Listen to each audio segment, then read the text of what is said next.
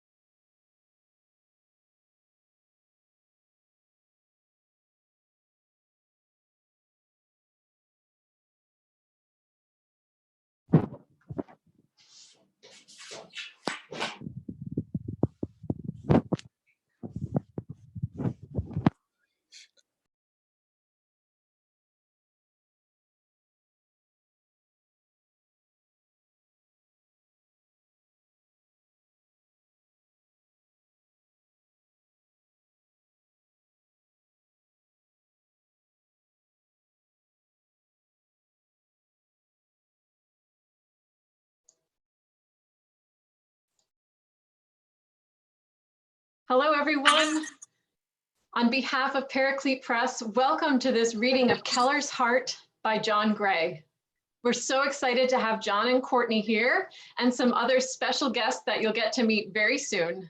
Now, if anyone isn't able to get onto Zoom today, the recording of John will be available later on, and the YouTube link will also be on his Facebook page and on the Paraclete Press Facebook page, so everyone can be part of it. Also, you'll see a little Q&A button at the bottom of your screen, so please put any questions you have for John there, and we hope to get to everyone after he finishes reading the story. Now, as you all know, John Gray is an Emmy Award-winning television journalist and columnist in upstate New York, as well as husband, father, and author of the bestseller, God Needed a Puppy. He and his wife, Courtney, live in the Albany area with 5 beloved 4-footed companions. Now, you won't get to meet her today, but I think the illustrator of John's books is also watching. Her name is Shanna Brickle. She infuses her artwork with light and energy to connect with the hearts and minds of those who view it. She illustrated Keller's Heart, God Needed a Puppy, and a new book by John coming out this fall, which we'll tell you about a little later. So thank you so much for reading to us today, John. Oh, hi, how is everybody out there? I've never done a Facebook Live before, so this is exciting. Thank you so much for having me here, everybody at Paraclete.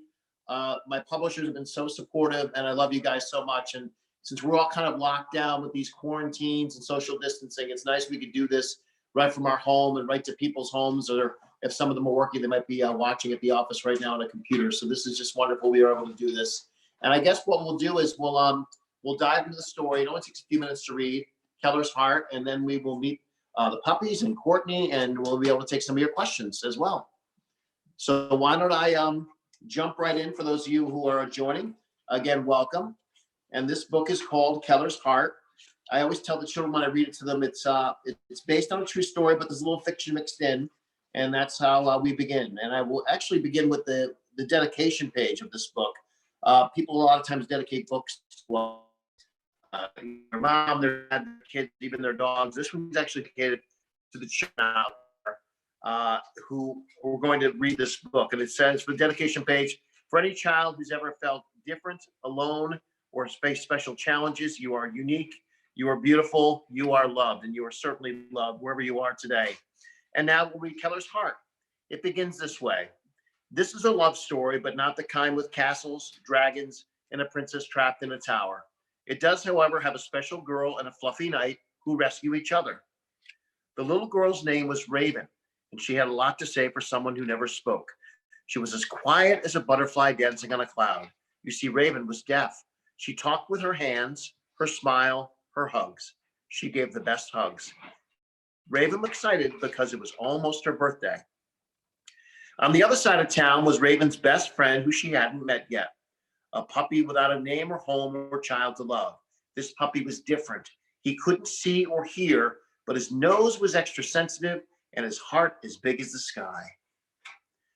Sometimes when things appear broken, people throw them away or think they aren't as good, but that's not true. Sometimes different is better. Yet, when this puppy's owner saw the puppy's eyes and ears didn't work, he left him on the side of the road near the train tracks and drove off. The owner didn't realize it then, but he'd just thrown away the most precious thing a person could ever have, a friend. The puppy's hair grew long and he got very dirty wandering the streets. Then one day a nice lady found him and took him to the animal shelter. He needed a name, a home, and especially a bath. Even though Raven was deaf, she did all the things other children did at school, only she had an aide to help her communicate with her classmates. Raven taught them simple sign language like how to say hello and how are you, but she got lonely sometimes being the only one like her.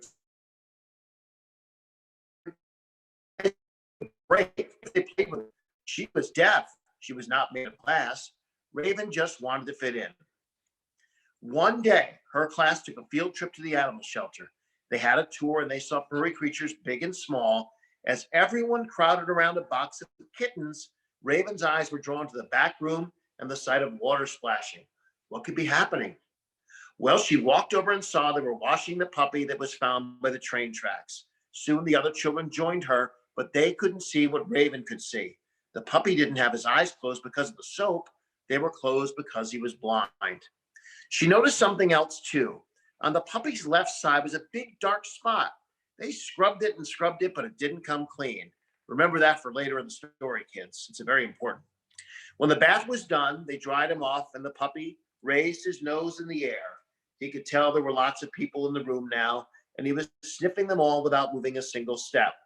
Then he lowered his nose, and of all the children in the room, he walked over to Raven and rested his head on her foot. He likes you, the worker said. You want to give him a drink?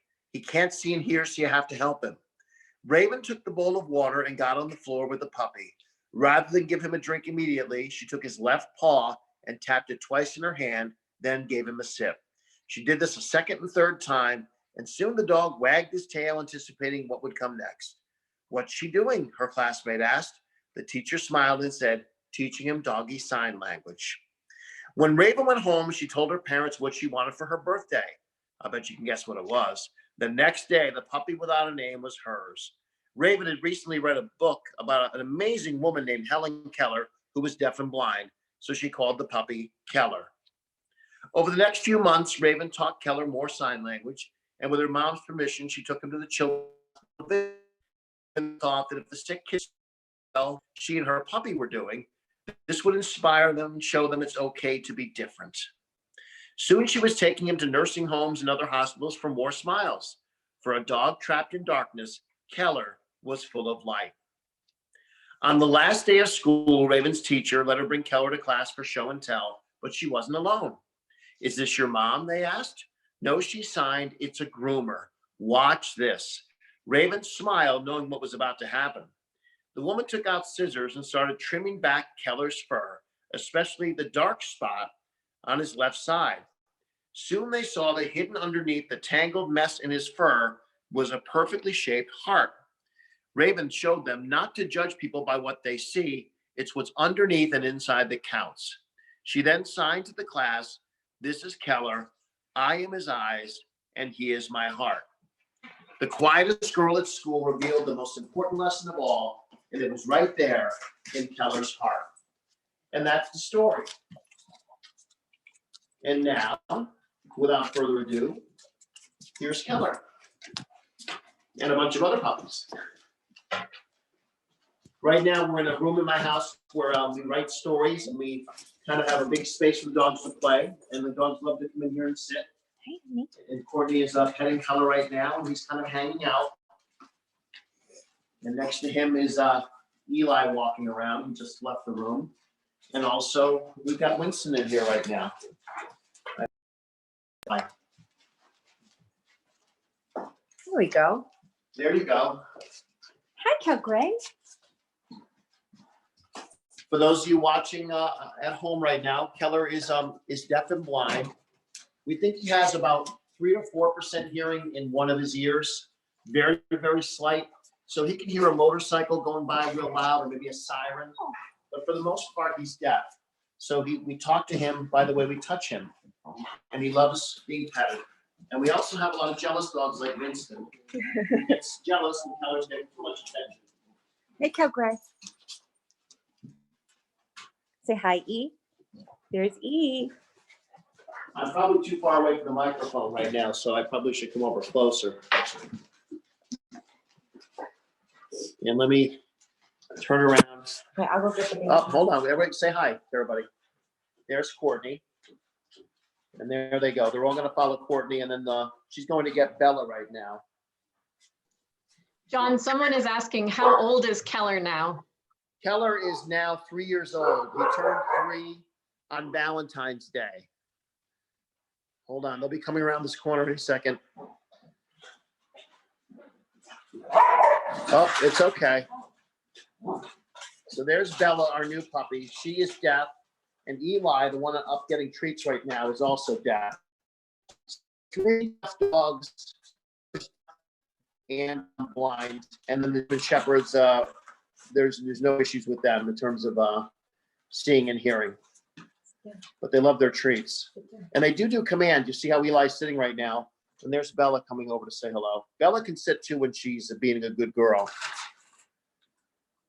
But I never thought in a million years we'd have 5 dogs. It kind of happened by accident a little bit. Each one came to us in a different way. Do we have any other questions out there?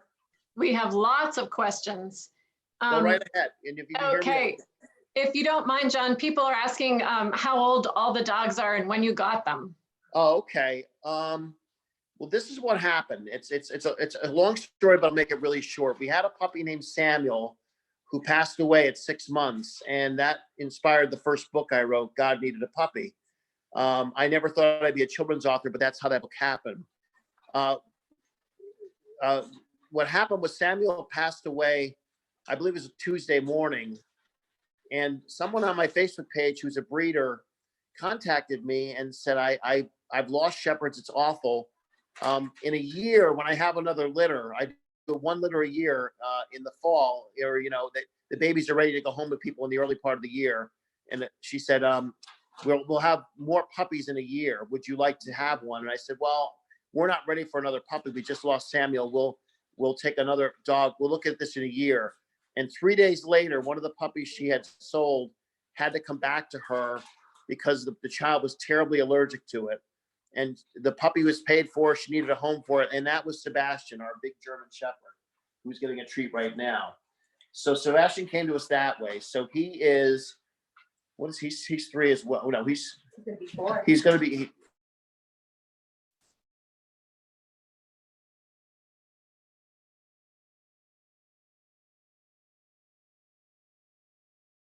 June. Keller turned 3. Eli came to us from a rescue in, was it Maryland? Yes. In Maryland. And he's a little over a year old. And Bella is only, about 4.5, 5 months? Yeah, she's baby. And she's a mini, so she's not going to get very big, Bella. That's Bella right there getting a treat. And there's Eli taking a seat. So 3 of them are direct from rescues. Keller, Bella, the new one, and Eli are all from rescues. So they're all pretty young. They're all under 4 years old, and some of them are even younger. That's fantastic. Now, a lot of people are asking about Keller's heart, the actual heart on his side. Somebody wants to know, how did he get it, and can we see it? Yeah, it's changing as he eats too many French fries, like all of us on quarantine. It just was in his fur. It was more pronounced when he was younger, and it was darker when he was younger. When he was a puppy, it was easier to see. It's kind of right there. If you can see it right there. When he gets groomed, you can really see it. He needs a haircut. We haven't been able to go to the groomer the same way people can't go to the hairstylist right now. He's also got a very defined heart under one of his paws. You know, the little paw pads that they have under their feet, dogs. He's got a heart there as well. Folks are asking what kind of dog Keller is. Keller and Eli and Bella, are they all the same kind of Australian Shepherd? They're all Australian Shepherd. Bella is a mini, so she's not going to get very big. You want to say hi, sweetie? Everybody's asking about you. And Eli, it's what's funny. We didn't plan it this way. It's like having a large, a medium, and a small.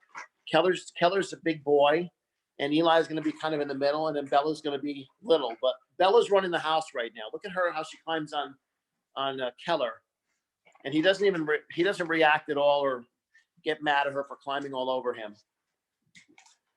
Okay, this is it. Last one. Some people are asking about how you train the dogs when they can't see or hear, John and Courtney. A lot of it's with touch. Do you want to answer some of that too, Courtney?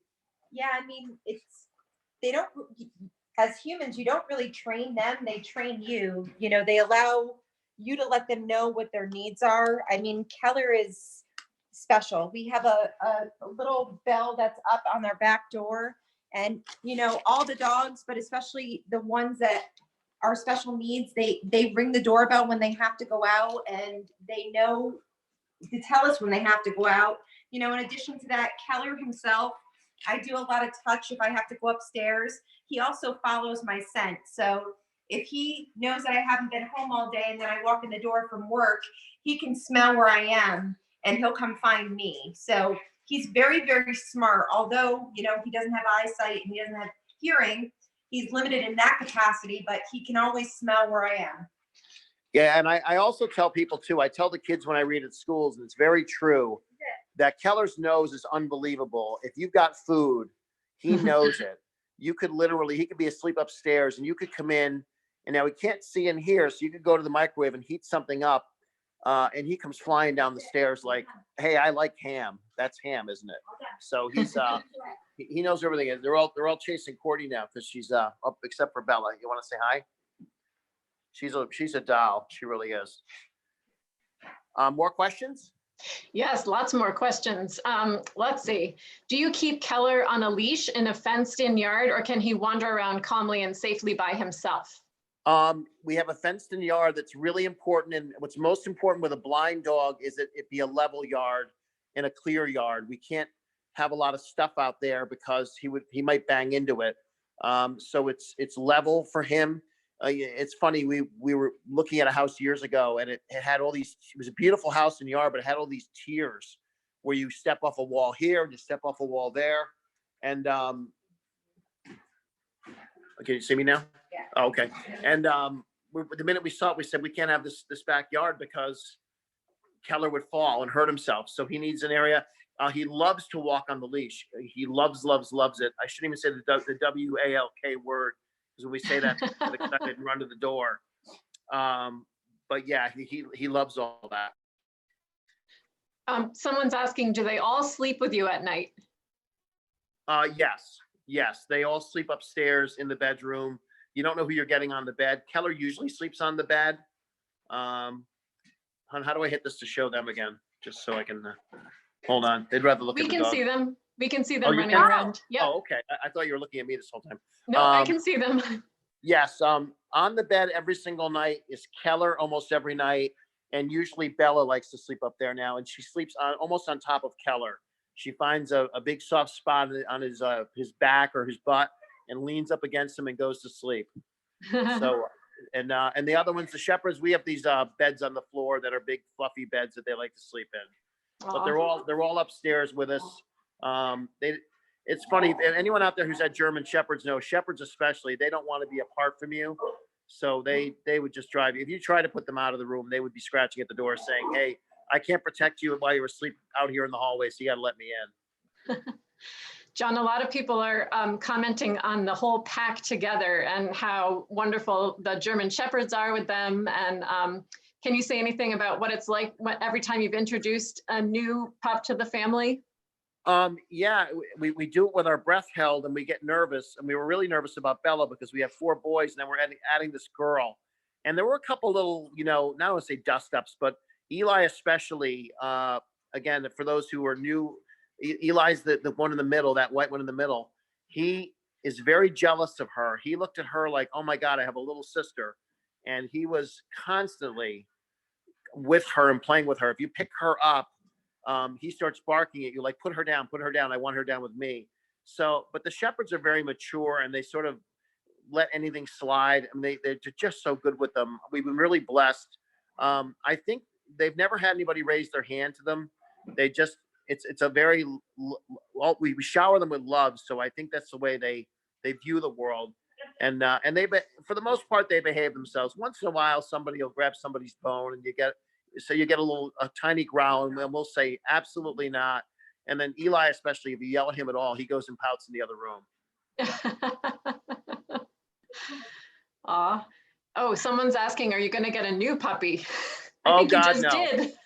Oh yeah, I thought I've only had one dog my whole life, and never more than one. And Samuel, we had an old German Shepherd named Max. So Samuel came when Max was sort of at the end of his life, and I wanted Courtney to experience a German Shepherd puppy. That's how this all started. Then we lost Samuel, and then Sebastian became available, and then Winston became available, and then Keller I found completely by accident. The story with him, for those who don't know, is he was abandoned, just like exactly like the dog in the book, by some train tracks in the middle of nowhere. Just a baby, couldn't see, couldn't hear. It's a miracle he didn't walk in traffic or fall into a stream or something. A lady did find him, called animal control. They took him to the shelter, and then I was there doing volunteer work for just 4 hours one day, and I happened to be in the back of the building where none of the volunteers go, and that's where Keller was being kept. So he had just come in, and that's how I met him. Liam wants to know if Eli is named after Eli Manning. That's a good question. All right, see, they're getting excited because they're going out. No, it just popped in our head one day. There was no real reason for Eli. It just we named them. We never like say Keller was named after Helen Keller, but the rest of them, the names just kind of popped in our head. So I think Courtney just stuck the two troublemakers out, Winston and Eli. See this, Keller's getting excited. He plays this game where if you're putting all the dogs out, he feels the cold and doesn't want to go out, so he runs away. Aww. So he's waiting for Courtney right now to come over and try to touch him, and he'll probably run away. Aww. But you want to bring Bella over so you can get a better look at Bella now that see, like, you can't do this with Eli because he gets so jealous that you're hugging her and holding her. And for those who were on this page for a while, you probably saw Bella. We had to fly her in from Oklahoma to get her here, but she's been such a good puppy. That's so sweet. Someone's asking, how can you tell the German Shepherds apart? They're very different personalities.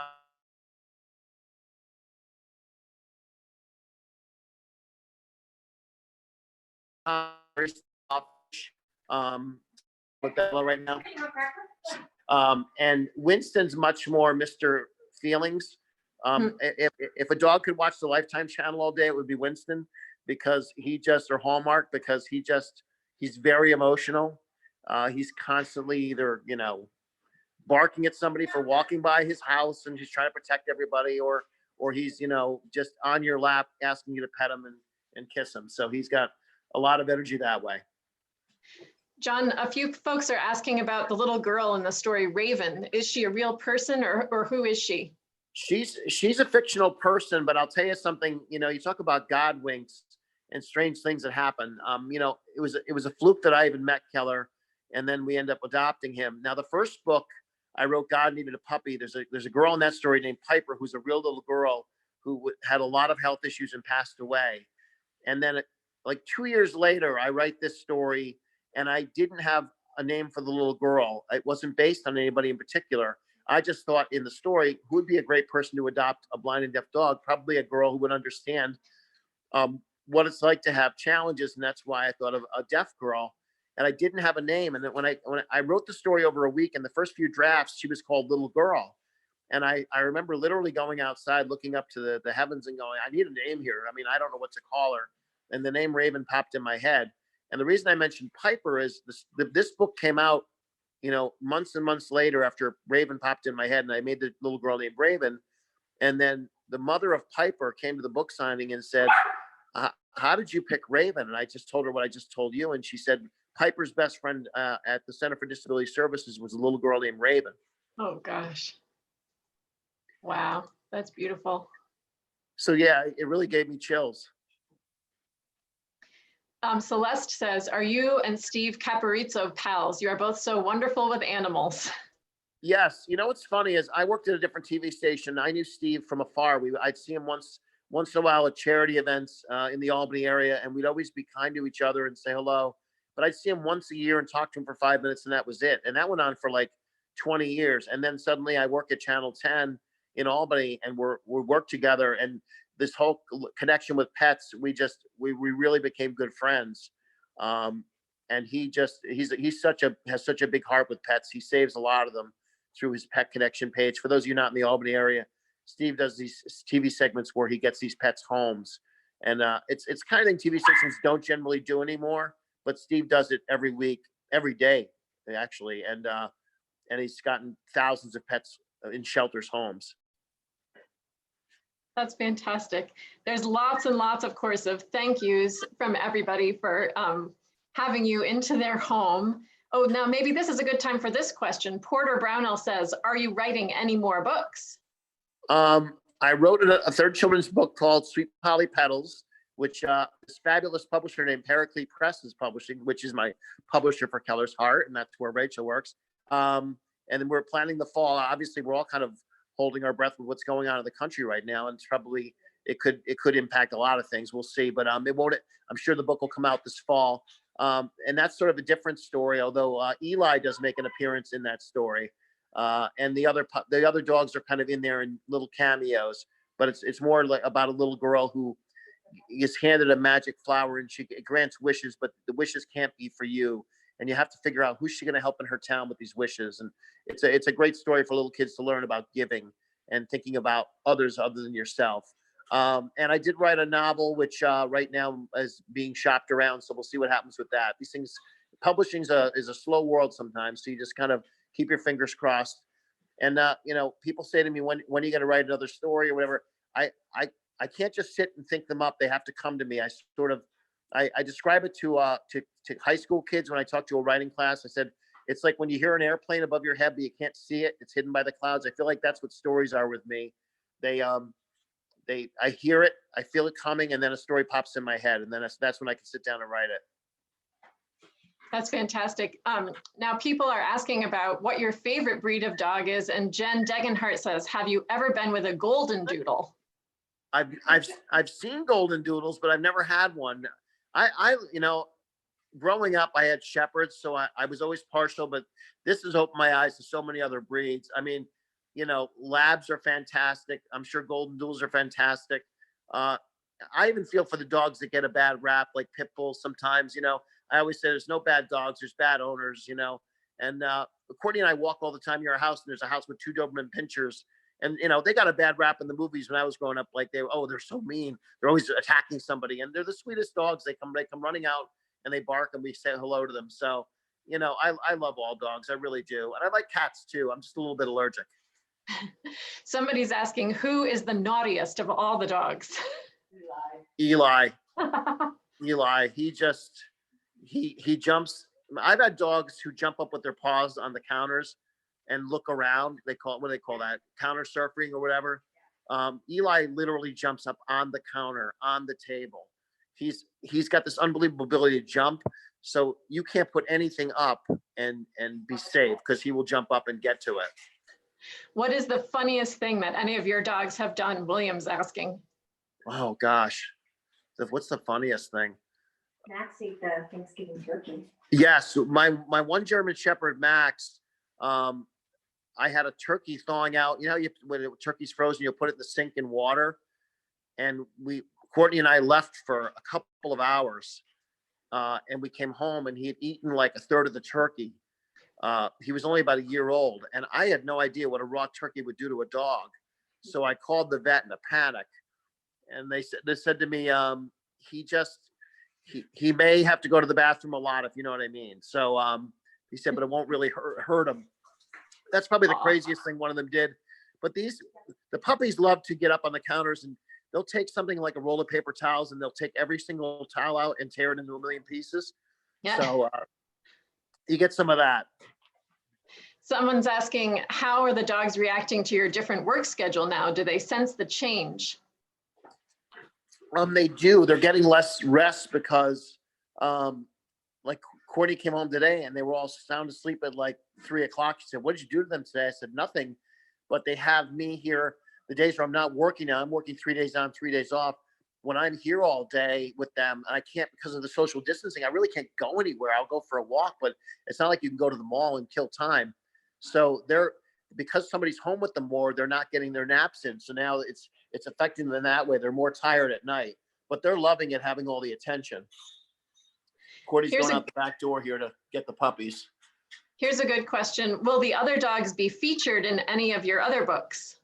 Yeah, Eli is in the 3rd book. He makes an appearance, and then Shauna, the illustrator, kind of hit a couple others in there. There goes Keller. He had a little bump in the wall, but he's okay. I'm here. He's pretty much memorized the house, by the way. One of the questions kids always ask me is, how does Keller get around when he can't see and hear? He's memorized the house, so he knows where all the little twists and turns are. Right, Eli? The troublemaker. And there's Bella. Sophia, who's 5 years old, is asking, do you share your bagels with them? Absolutely. Sophia, you can't eat anything in this house without them saying, can I have a little bite of that? Except maybe vegetables. They'd probably say, I don't really want vegetables. But see, look at, now you asked who the most bold dog is. That's a cup of coffee. And that's Eli drinking coffee. And now Bella wants coffee. No coffee for you, sweetie. Can the dogs do any tricks? Someone wants to know. Courtney works with them a little bit with Bella, but mostly just sit and stay, that kind of stuff. Do they have a favorite kind of treat? They love, and I mean, anything with bacon in it, they really love. I had, so they're all leaving me because she's going to get treats. I had a hamburger for lunch today, and they all, after they ate their dog food, they all crowded around and said, "We like hamburgers." So I had to share that a little bit. I'll show you guys the bell. Courtney mentioned the bell earlier. This is our back door. It's one of those bells like a Christmas bell. I won't ring it or they'll come running, but they come and they bang this when they want to go outside. And you asked about the yard. See, we have it's all fenced in back there. I kind of live sort of in the country, but not really. But my neighbors are kind of far away, which is good. So if the dogs are barking, they don't bother them too much. Do the other dogs protect Keller or Bella because she's the puppy? Yes, very much so. The shepherds especially are very protective of the yard. I don't think they would hurt anybody, but when people walk by, if they linger near the house, or because some people know where we live, and these guys are more celebrities than I'll ever be. The shepherds are like always watching and sort of saying, "Okay, you looked at the house, let's go, keep moving." They love them so much. They really do. They're constantly, I don't post any pictures for Facebook. You'll see pictures of the dogs sleeping on top of each other and stuff. They really do love each other. And it's kind of neat. There's Kel right there again. Mm-hmm. And you see Bella looking for a treat. See how she's on top of Keller's back. He's just so indifferent to it. Aw. Jennifer's asking, does Keller bark? Yes, he does. He barks when he wants to go out. He barks when he wants to play. He barks when he wants a drink. And if I tickle his butt right now, he starts dancing around. Right, Cal? He's in a very silly mood at the moment. He's getting all these treats. Did you know right away that you wanted to take Keller home? It's a great question. I met him and he came out of the crate that they had him in, just like in the book with Raven. And there were people in the room and he came over to me and put his head on my foot. And they said, he really likes you. And I said, I think it's because he can smell my dogs. I was afraid to tell Courtney about him because I knew she'd want to meet him. And then if she met him, she'd be like, we have to adopt this dog. And I was afraid. I was afraid how he would get treated if he came home because he was so different. And, I waited to tell her. The minute I told her, she said, I have to meet him. And I asked for a picture of him. They sent me a picture and I showed her and she said, let's go over and meet him. And it was a process to get him. And we got him literally on Courtney's birthday in August of that year. He was born in February. He came home with us in August. My heart wanted him, but my brain was saying, you've already got dogs and this is insane to adopt another dog, especially one who's so different. But he's the easiest dog we have by far. I tell people all the time, Rachel, that don't be afraid to adopt a dog who's different because he's the easiest one. See, right now he's using his nose to find Courtney. Great. Someone's asking, when is Keller's birthday? Which you said that's Valentine's Day. Yeah. Well, we don't know the exact day because he was abandoned, but the vet who looked at him when he was a little baby said, I can't tell you the exact day, but I can tell by his teeth he was born in February. Because they can look at a dog, they can tell when a dog's like 8 weeks old, or, as they get older, it's impossible to know. But when they're babies, you can tell. Court, do you want to look at Facebook and see if anybody has a question on there? Yeah. I don't want to ignore the Facebook page too. If somebody had a question there, they could certainly ask.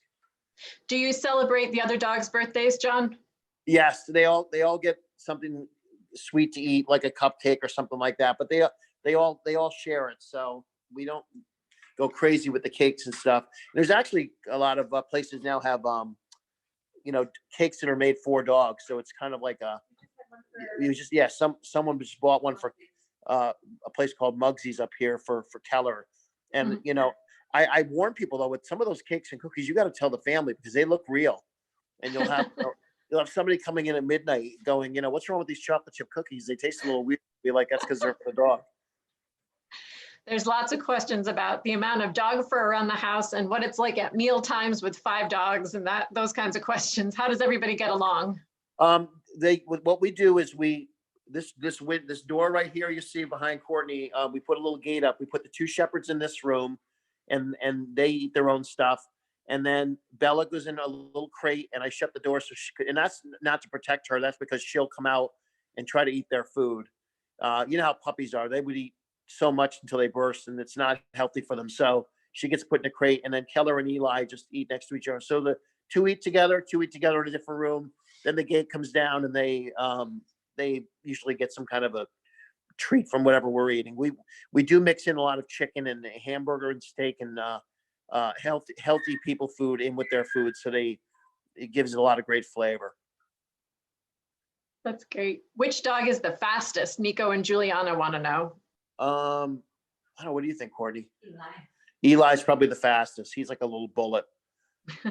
he runs like a racehorse. It's like his heels click.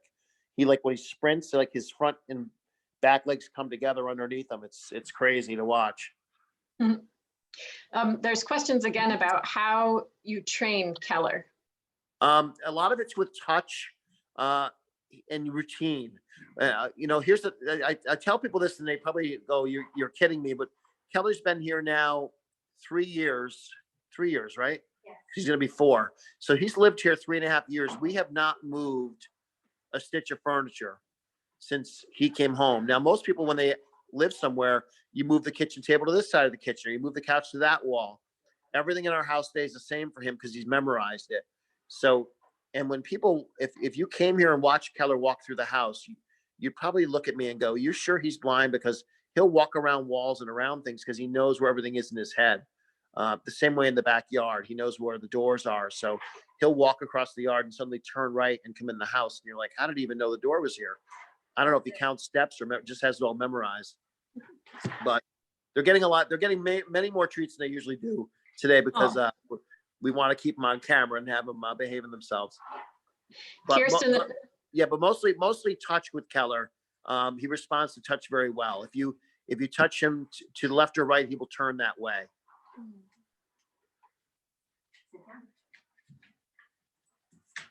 Kirsten is asking, do any of the dogs snore? Yes, Sebastian, terribly, as bad as I do. Like there's times we're watching TV in the living room and all the lights are down, and it's like the most dramatic scene in some movie, and you hear, and I go, and I'll say, "What was that?" And Courtney's like, "It's Sebastian." He's always snored, and he's the only one. Is he the only one? I think he's the only one really who snores. Do you walk all 5 dogs at the same time? We do, but we need both of us. I take the 2 shepherds and Eli, and Courtney takes Keller and Bella. And do Eli, the dogs? Yeah, go ahead. Sorry, go ahead. Yeah, Eli walks between the 2 shepherds, so shepherd on each side, and they all walk. They like to be Keller, especially when he walks. He doesn't like to walk a long time without feeling another dog, so he kind of sways a little bit, and he likes to bump them a little bit with his side, so he knows where they are. Do the dogs like peanut butter? They love peanut butter. Courtney gives them peanut butter every night on a spoon. And they have their own jar though, so it's not the same. Not that we wouldn't share a spoon with them, because I'm not gonna lie to you, we do that, but they have their own jar of whatever is on sale, and we try to give them some every night. They really love it. You know what they really like too are those pretzels that have peanut butter inside. But that's what I mean with Keller's nose. Like if you give him peanut butter all the time, then you go to eat something with peanut butter, he's like, "That's peanut butter. I want some." Well done, guys. Which dog is the oldest, John? Sebastian is the oldest, and then Keller, and then Winston, and then Eli, then Bella. But literally, Sebastian was born, and then a couple months later, Keller was born, and then a couple of months later, Winston was born. So they're all within a few months of each other. Oh, someone's asking, what happens when you get a delivery at the house from FedEx or UPS or the postal service? The shepherds bark, and now Eli thinks he's a shepherd, I think. So he just does everything. It's like having a older brother who's always getting in trouble, and you do what he does, He does the same thing. I'll bring it around to see Keller. That's great. Oh, now he senses everything. That door opened, and I don't know if he smelled the cold or whatever. No, you want to go out? Do you want to go out, or is he going to run away? You want to go out? No. Not really. Not really. All right. You don't have to. So yeah, I forget what the question was, but yeah, running away. So he's That's being great. I think, oh, there's so many questions. There's a lot of repeats. So I'm just scanning through to see if there's anything else that we should really make sure to cover. So Okay. many thank yous. Here's a nice message from Roseanne says, hi, representing Marie Curie Institute in Amsterdam. So sorry we couldn't see you in person at our school. We have a special customized shirt for you, and the students and staff raised $500 for the Montgomery County SPCA on behalf of Keller. Oh, that's awesome. I know they were one of the schools that was, they had to get postponed or canceled. And for any of the schools, and I think I had about, see, there's Bella. Even though Bella can't hear, she loves to bark. For any of the schools that got canceled, and there were probably 40 or 50 of them, I'm certainly willing. I don't know if school's going to happen this between now and June or what's going to happen, because I'm sure where you guys are in Massachusetts, you're going through the same thing. That's where Paraclete is. Hi, sweetie. And but I'm willing to rebook all those schools for the fall if they want to just push things till then. I don't want to leave any schools out. And that's one of the wonderful things with Keller's Heart is all the schools where I've been reading it have been raising money or having kids bring in dog food or cat litter or whatever. They've been donating all this stuff to shelters. It's been so great. That's But thank you so much to that school. I appreciate that. I'll have to get the shirt when I can. There's Bella giving kisses. That's fantastic. Well, if there's anything else you want to tell us, John and Courtney. Oh, someone is asking what the sign on your wall behind you says there. Oh, I think it's sort of a spiritual thing. Let me read what it says. Yeah. It's a spirit lead me where my trust is without borders. Let me walk upon the water wherever you would call me. Take me deeper than my feet could ever wander, and my faith will be made stronger in the presence of my Savior. So Courtney got that.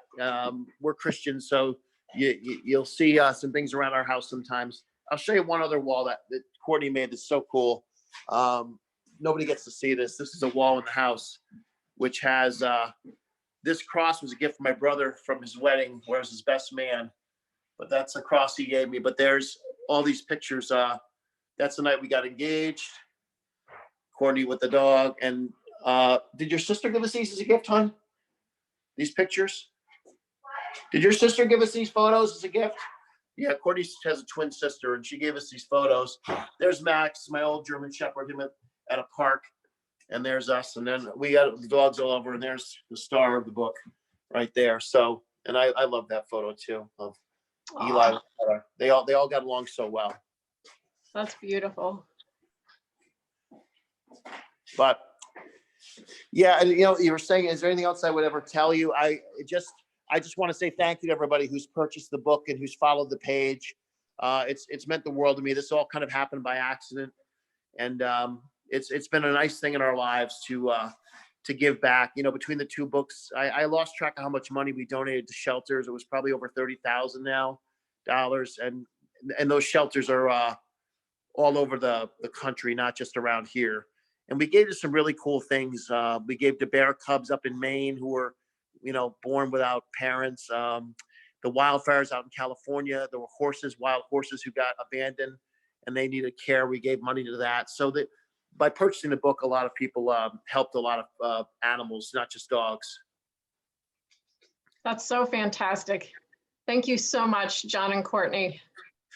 You're welcome. And I think I saw Polly Petals pop up.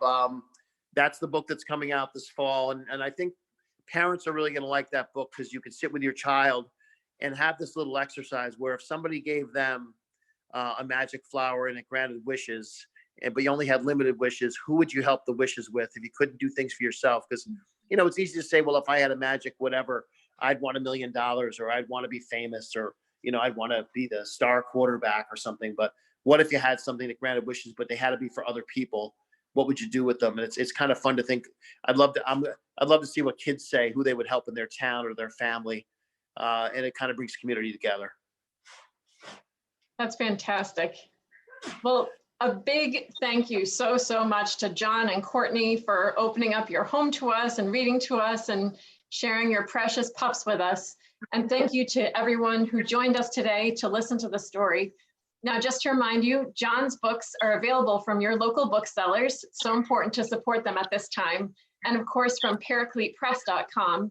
And Keller's Heart and God Needed a Puppy can be purchased on our website at 20% off today. And you can also pre-order Sweet Polly Petals there for a special discount too.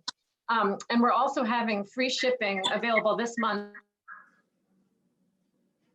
Well, that We sounds would great. ask you to please consider gifting this book to friends and family, schools and libraries. Everyone needs to hear John's messages. They're so important. And your generosity will help support John and all those fantastic shelters that he gives to, and Paraclete in our ongoing work in providing free story times today, such as this one. So we hope you enjoyed this time together as much as we did. Our prayers are with all of you for health and safety, and we hope you'll join us for more of these times together with our authors. Our calendar of Zoom events is available on our website, ParacletePress.com. So thank you again, everybody. God bless you all. Thank you so much. Bye, John. Bye, Courtney. Bye-bye.